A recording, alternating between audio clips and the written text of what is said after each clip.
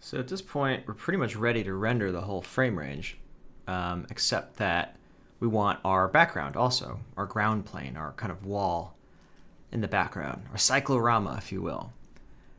In this lesson, we're going to render them as two different passes. We're going to have our volume pass like this, that it is itself broken down into the various subpasses for each of the lights and also for the actual emission from the material. But that is going to be separate from the actual ground, the environment, if you will, because this is all volume stuff, and I want the ground and the background to be a separate image entirely so that we have more control in the compositing stage. If I just had the ground included in this, then this one, let's say the sunlight, it wouldn't just be the sun as it interacts with the volume, it would be the sun also on the stuff in the background, and I'd have to modify it all at once if I were to change the brightness of it in the compositing world. So, point is, I want to have it be two different render passes, one for the volumes and one for the ground and wall. And furthermore, we might as well have it be both, because what if I need to change something about the ground? I don't want to re-render everything. I don't want to re-render all of this stuff. This stuff, it took 9.5 minutes, even on my computer with 16 cores. I want to just re-render the background, and that's that. So usually a good idea to break these things up anyway.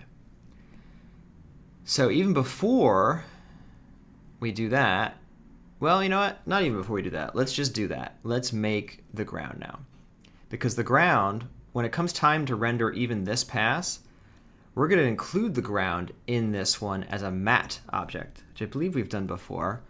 It basically says that it's going to kind of carve out, it's going to exist in the render as a thing that blocks our vision. It will occlude, it will be known as a holdout. Because some of this stuff here, some of this material on the bottom is actually below the ground, which we'll see in a moment. But by including the ground as a matte object, it will prevent that from rendering. And it'll just be resting flat on the ground. So let me show you what I mean. It'll make more sense when you see it. Let's make a grid geometry object, which is really just a regular geometry object with a grid inside. I'll call this ground. Oop, not ground underscore, ground. Make a green, no. So we'll say, let's transform this, let's rotate it. I'm gonna rotate it just 45 degrees so that it's, level with the camera. I also want it to be big. If I look at the outer, actually I should look at the outer here maybe. I just want to make sure that it's at least big enough to extend further back from the back of this. So it is. And as we've often done, I'm going to select these points. I press S and 2, S2 to select these points, T to transform them up like that. Go back to the camera to make sure that we transform them up high enough that it goes outside of the edge of the camera frame here. And, this is polygon, so it's a hard polygon edge. Change this to NURBS so that it has a nice little curve here. And we'll put a little null at the end too for our out. Wonderful. So I'm going to copy that, come back here, turn that one off. I'll make a new render node. So I'll say render ground. Merge that null in. There it is. And I could probably turn that off now. Let's make a material. So we want another principled shader. Not a pyro, of course, because this is just a regular ground. And we'll copy that. I'll paste that here into the material area. Oh, didn't quite happen. There it is. So currently, our mantra beauty is just saying to render anything with a render prefix. So we'll include that. Like I said, I do want to move that into a separate pass later, but for now, I do kind of want to see them together so that we get an idea of what's going on. Let's change this back to half resolution for a moment. and see what this looks like.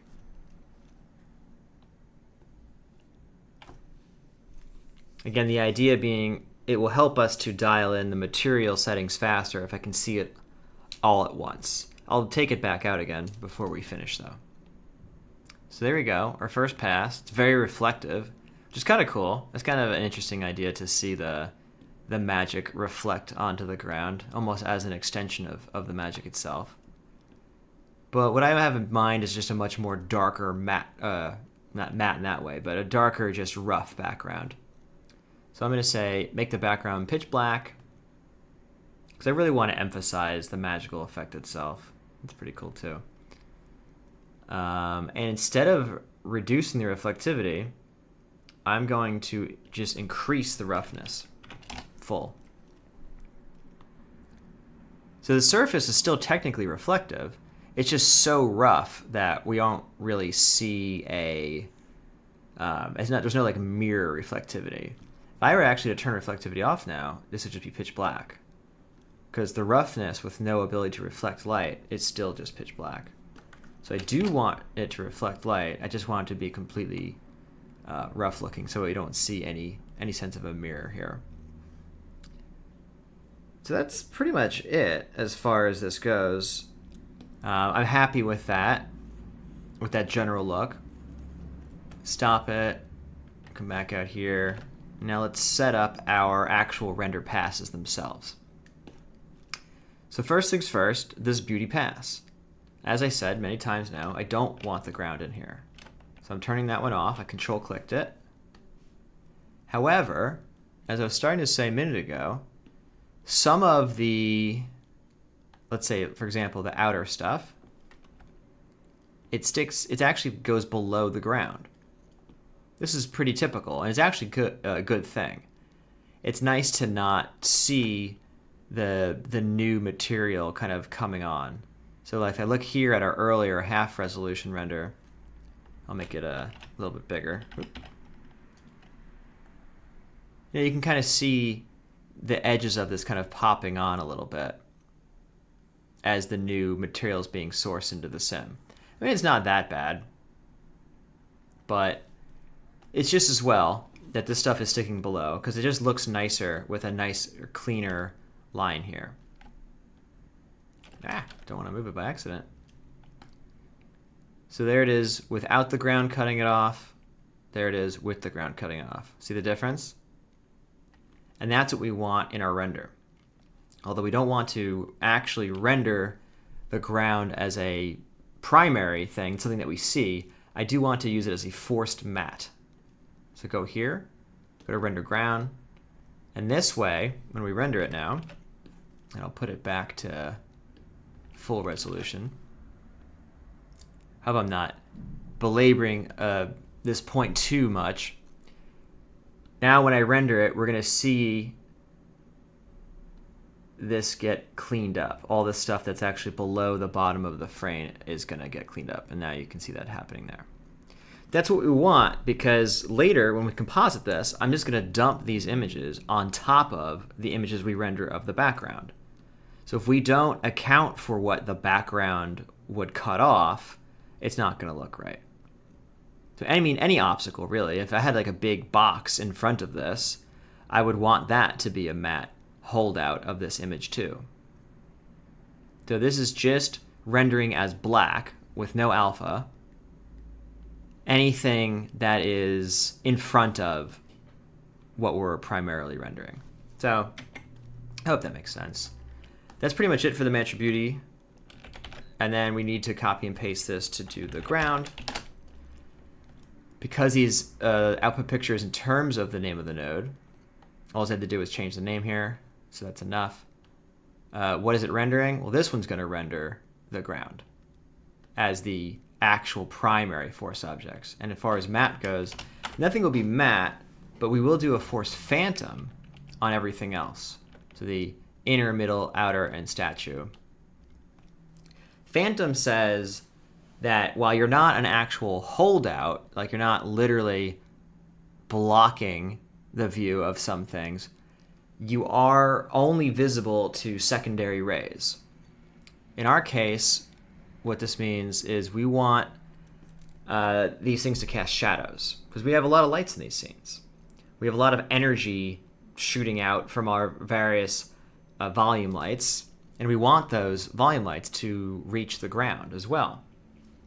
We already saw that a little bit in our quick render over there, but let's just look at it here. I mean, this render in general should be faster because we're not going to be doing all the primary rendering of these volumes. But you can see now that we have the light on the ground. And that's what we want. And that's why these things are phantom. They exist to be seen, but not to be primarily rendered. So what we've created for ourselves are two render passes that we can say, just take this one and put it right on top of this one once we get to the compositing stage.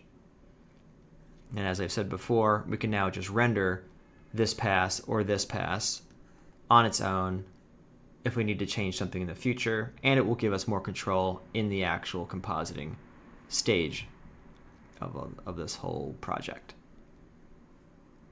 So that seems like it's working. This also has the various breakdowns of the different light contributions, even for the, I'm just looking at the ground stuff down here. So it's still true. Even our little dot lights are contributing to the ground, as you can see. So we can still use this to control individual light contributions to the ground as well, which again is a great reason to split this up. Now I can control the light contribution to the ground versus the contribution to the volume because it's in two different render passes. So I think you get the idea. That's enough. And that's pretty much it. You can link these together and say render node by node render, and it'll run all of these first and then run all these. Sometimes I like to use a merge instead. If you use a merge, then they don't have to be the same frame range. They are the same frame range, so it doesn't really matter, I suppose. But if you had, like, for example, our caching business here, where we have our file cache, let's say for the smoke is rendering 1 to 170, which is way outside of our frame range. So if I wanted to use, let's say, a fetch to go point to that, so let's find it again, outer file cache, and there's the internal actual rendered geometry. We could say fetch smoke sim. We could have that be in our merge. We'll have it go first. So now if I ran this node by node, it would run this first, but it would run it at its own frame range. If I were to have put this here, it would try to run this first from 1 to 72 and say, oh, I have a dependency above me. Run this from 1 to 72 first, which would be wrong. So that's a little fun tip for you there with the merge node. In any case, I'm not going to recache this right now. So you could also put the particle one after this too, I suppose. But that's it. We need to run our beauty and we need to run our ground. So we can just do them both at once by clicking on this, like I said before, clicking render, and this is going to take a very long time, as you can imagine. But it'll be worth it.